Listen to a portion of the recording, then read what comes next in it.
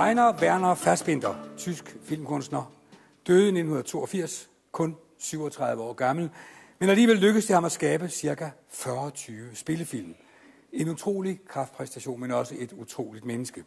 Om ham vil vi høre meget mere, for her kommer vores dommer. Det er instruktøren og forfatteren, Christian Brød Thomsen. Velkommen til. Jeg kunne godt tænke mig at spørge dig, om ikke Fassbinder af mange betragtes som lidt af en kultfigur. Altså nu ser jeg bort fra Berlin Alexanderplatz, som vi alle sammen har set på skærmen. Men mange af filmene er vel for en inderkreds, er det ikke? Han har bestemt lavet kultfilm, som kun er for fankredsen. Ja. Bestemt. Men det spændende ved ham, synes jeg, er, at han også har lavet noget, som er totalt folkeligt, samtidig med, at det også er kunstnerisk kompromisløs. Og den der evne til både at være kompromisløs og folkelig på en gang, det er en evne, vi savner i dag. Det er noget sjældent i hvert fald. Ja. Det er fuldstændig utroligt, en mand på 37 år har nået at lave 60 værker i alt, hvis du tager både tv og film med. Ikke? Det er der ingen, der forstår. Nej, det er der ikke, om man overhovedet. Men sæt du dig hernede, lad os håbe, vi forstår, hvad du fortæller om lidt. Nu kommer Bjarne her og tager sig af dig, og så går jeg herned og finder på første række, hvor sidder Rune Kyhl. Værsgo.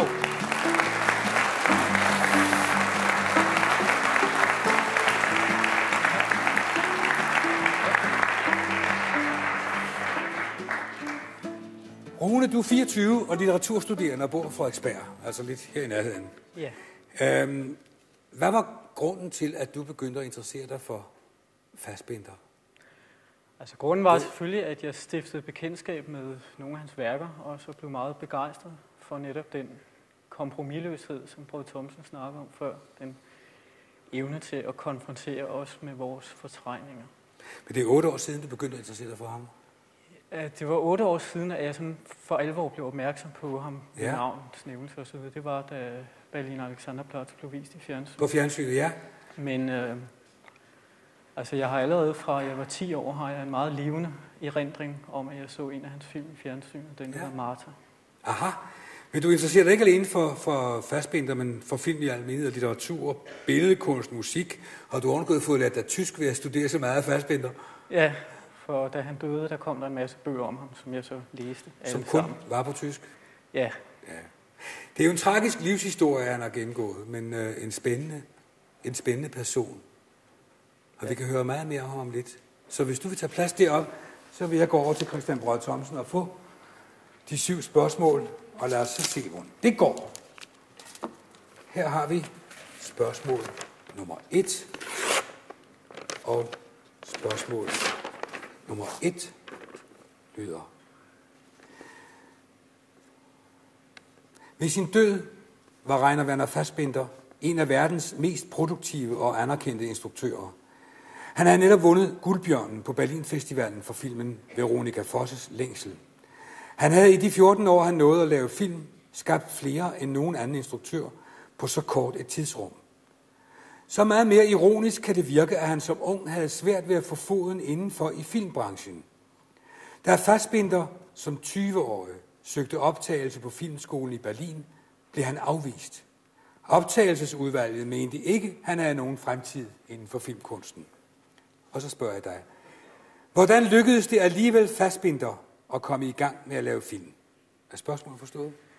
Spørgsmålet er forstået, ja. Ja. Og altså, først vil jeg sige, at det første, han overhovedet lavede, det var 2 kortfilm, som han fik sin ven, sin samlever til at producere for sig. Ja, han finansierede det, ja. Ja. Og dernæst så kom han så ind i et teater i München. Og efterhånden som han så... Kan du huske, hvad den hed? Hvad teateret hed? Ja, gruppen. Action Teater. Ja. Og der er så... Det er der, han møder mange af skuespillerne, der senere kommer med i hans film og så videre. Og det er sådan lidt med teateret i ryggen, at han kommer til at producere sin første spillefilm. Hvornår? I 69. Ja, det er rigtigt. Og hvem var det var de skuespillere, han havde mødt? Den anden? Der er jo mange, men altså, Hanna Schygulla mødte han på skuespil. Ja, men jeg tænker ikke på navnene, jeg tænker bare på, det var dem som han også havde arbejdet med i Action Teater, ikke? Nå ja. Som nu i øvrigt var blevet omdøbt til Antiteater. Ja, det er rigtigt. Vi er meget glade for det, ikke sandt? Perfekt. Det er jeg i hvert fald. Tak.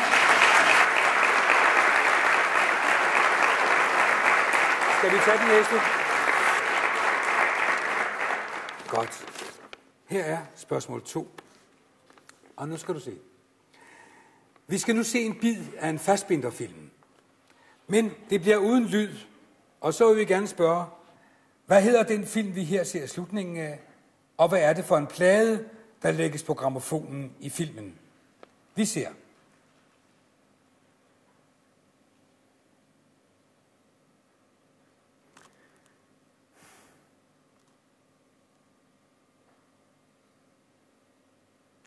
Ja, altså Du kan ikke svare endnu, lad os lige se den færdig. Okay.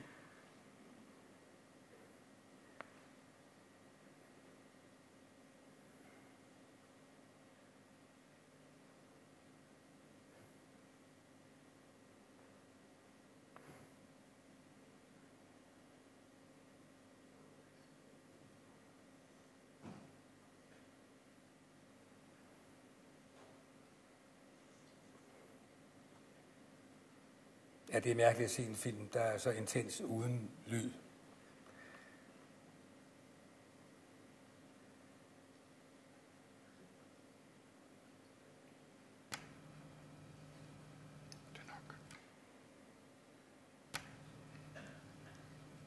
Per, jeg tror, at hvis Rune kan svare allerede nu, så skal vi lade ham gøre det. Jamen, det synes jeg da også er i orden. Vil du have gentaget spørgsmål, eller? Det er der ingen grund til. Filmen er Peter von Kants Bitre tårer. Ja, det er fuldstændig korrekt. Men problemet er, selvom jeg har set masser af gange, så er jeg i tvivl, fordi der er 2 plader, der indgår i filmen. Altså af den slags, som jeg så må sige. Ja. Og den ene er The Platters med Smoke Gets in Your Eyes. Jeg vil også med sige The Platters, tror jeg, ikke sandt? Lad lige Rune Nå, tage undskyld. færdig. Ja. Han har jo ikke sagt, hvad for en det var endnu. Nej, det er rigtigt. Og den anden er Walker... Hvad hedder det? Walker Brothers? Nej, det hedder det ikke. Hvad hedder det? Jo, hedder det ikke sådan? The Platters var The korrekt. Platters var godt nok, og nummeret på navnet på pladen var The Great Pretender. Skal vi ikke lige tage og høre bare 30 sekunder af filmen med lyd på? Jo. Eller se filmen med lyd på? Ja.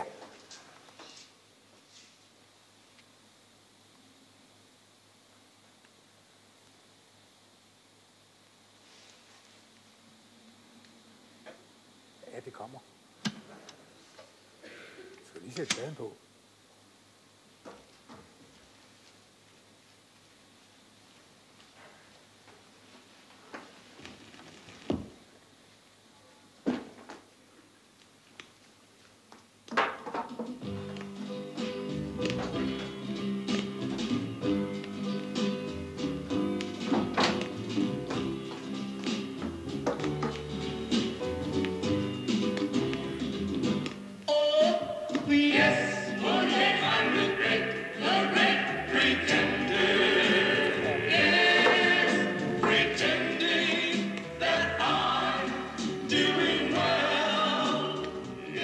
Ja, det var The Great Pretender.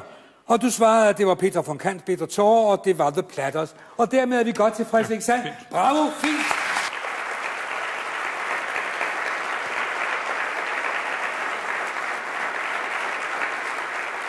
Så er vi nået til spørgsmål nummer 3. Ja. Skal vi åbne den? Ja. Godt. Det gør vi så. Spørgsmål nummer 3 til 4.000 kroner. Ved flere lejligheder tilegnede Fassbinder sine film til kunstnere, han følte sig beslægtet med, for eksempel Artaud, Van Gogh og Erik Romer.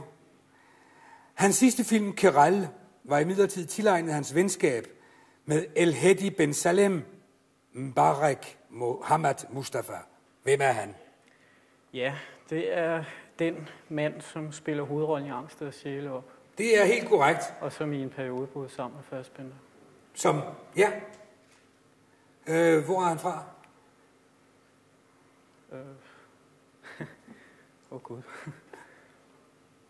Jamen, Jamen, det er fint nok. det er fint, at han var Ja. marokkansk Jeg fremmearbejder, blev pludselig i tvivl, om som det var i Tyrkiet flere år eller var Marokko. Fassbinders kæreste og produktionsmedarbejder. Og som du selv sagde, han spillede den mandlige hovedrolle i Angst og Sjæle op, og Fassbinder erfarede jo, at under indspilningen af Keral, at Salem havde begået selvmord i et fransk fængsel. Ja, det var flot, så er vi hjemme på den.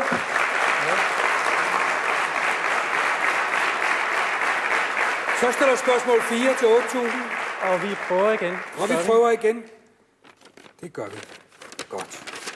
Spørgsmål nummer 4 til 8.000. Fassbinder nøjedes ikke blot med at instruere sine film. Han skrev også langt de fleste af manuskripterne selv, og medvirkede som skuespiller i mange af sine film. Enkelte film fotograferede han, og nogle gange klippede han også sine film, selvom dette ikke umiddelbart fremgår af filmenes fortekster. Og så spørger jeg dig, hvilket pseudonym brugte Fassbinder som klipper, og hvem er dette pseudonym opkaldt efter? Er spørgsmålet forstået? Det er forstået. Godt. Pseudonymet er Franz Walsh. Ja, det er rigtigt, Rune. Og Franz er Franz Bieberkopf fra Berliner Alexanderplatz. Ja, men det... Ja. Og Walsh er den, altså Hollywood-instruktøren Raoul Walsh. Ja, men var det godt. Flot. Det er rigtigt.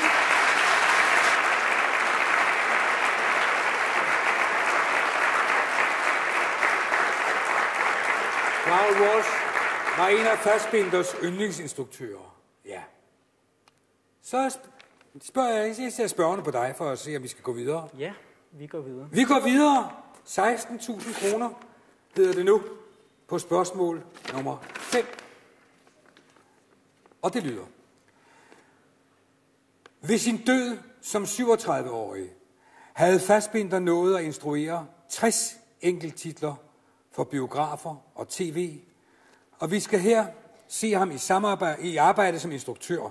Filmen hører ikke med til spørgsmål, skal jeg lige fortælle dig. Nu skal du se. Det er et lille kort glimt. Ja. Der har vi ham. Gib mig også et billede, så har vi raus, bitte.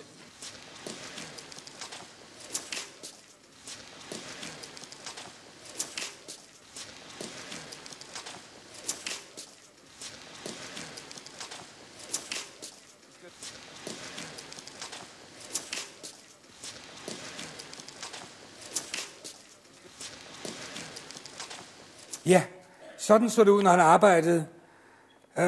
Men der var også mange filmplaner, Fassbinder ikke nåede at realisere.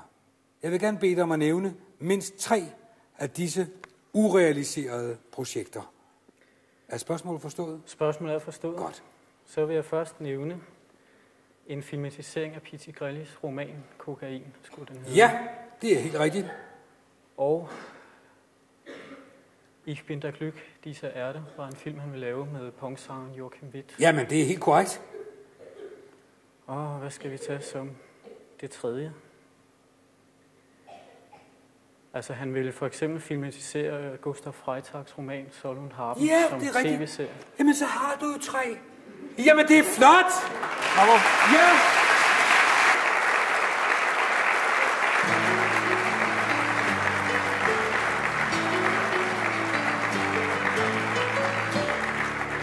Det var de 3, og jeg kan nævne, der er der også Manden Moses, Simon Freuds Manden Moses. Der er Die Erde ist unwohlbar wie der Mond, Rosa Luxemburg, Kokain, Giovanni's Room, Le Bleu du Ciel og Fadra. Der var mange, han ikke nåede, men i betragtning af, hvor meget han nåede, og det er utroligt, at han havde så meget på lager. Ja. Ja, så er vi nået til spørgsmål. Er det rigtigt, det er nummer 6? Ja, det er det sandelig til 32.000. Hvad siger du så?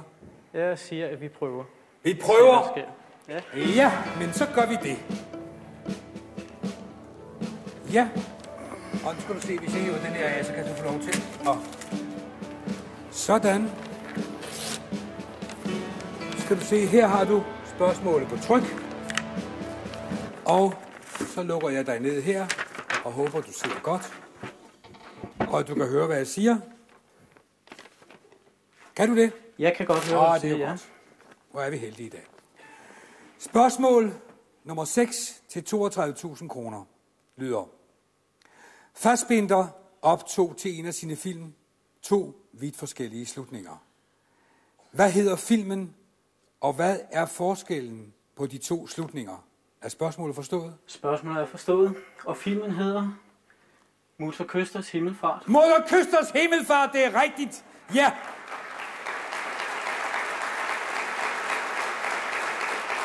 Og de 2 slutninger, Og undskyld, jeg kan ikke høre, hvad du siger. Hvad siger du?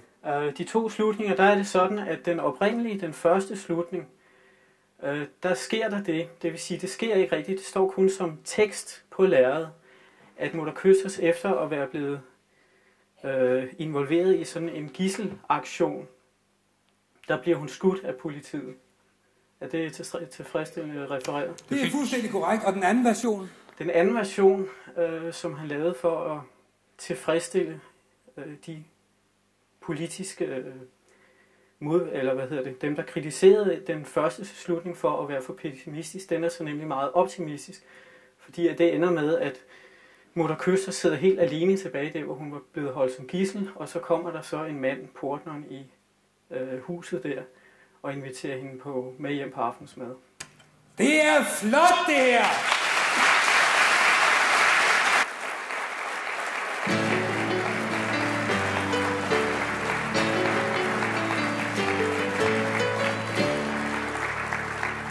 Se, nu ved jeg godt, hvad jeg vil, hvis jeg var dig, men altså, hvad vil du?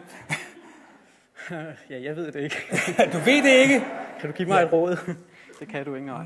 Nej. Men det er lige før, jeg tror, at vi prøver. At vi prøver en gang til? Ja. Ja, jeg har sagt. Værsgo, sæt dig ned. Ja.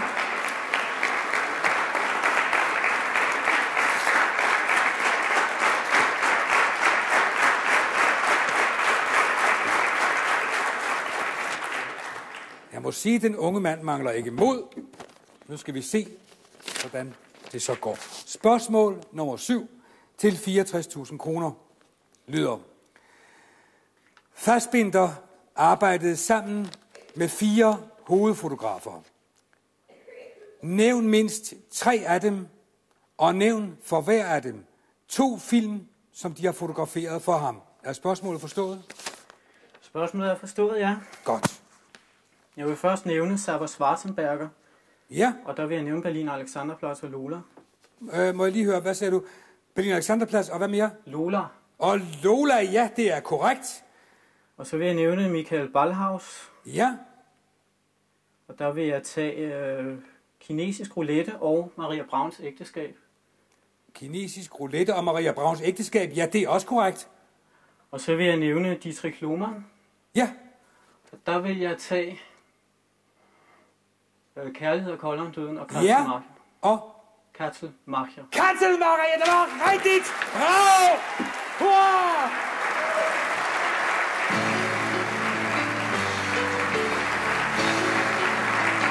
Det var det godt. Lige her.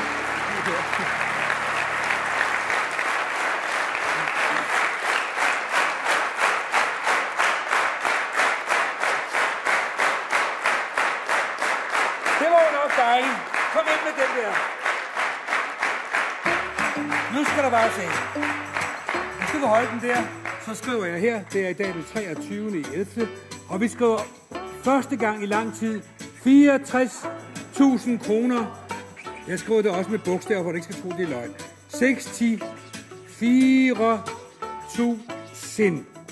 64.000. 0. Sådan der. Og vi skriver til Rune Kyl med tysk Y. Ja, men hvor er det dejligt. Tillykke med det. Værsgo.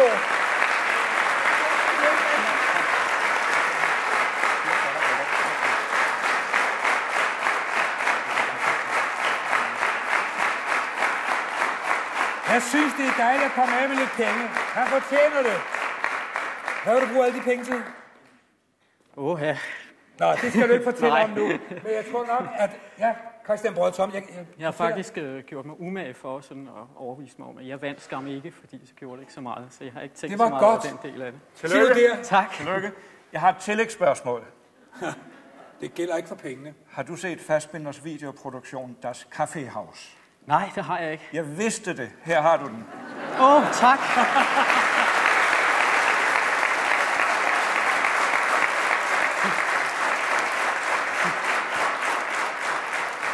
Og jeg vil ikke sige, at den er 64.000 værd, for den er ubetalelig. Der findes meget bekendt 2 versioner af den i verden. Den ene har jeg, og den anden har du nu.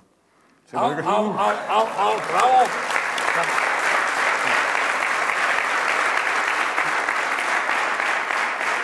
Inden du går, så skal jeg lige spørge dig. Inden du går, så skal jeg lige fortælle dig, at Filmmuseet lige akkurat nu, for ikke så længe siden, har modtaget Mutter Køsters Himmelfart. Og der kan du om, hvor lang tid er det, Christian? 14 dage? Meget kort tid. Og meget kort tid se Moder Kyssers himmelfart med begge slutningerne. Ja, jeg ved det. Ved du det godt? Tak fordi du kom, og tillykke!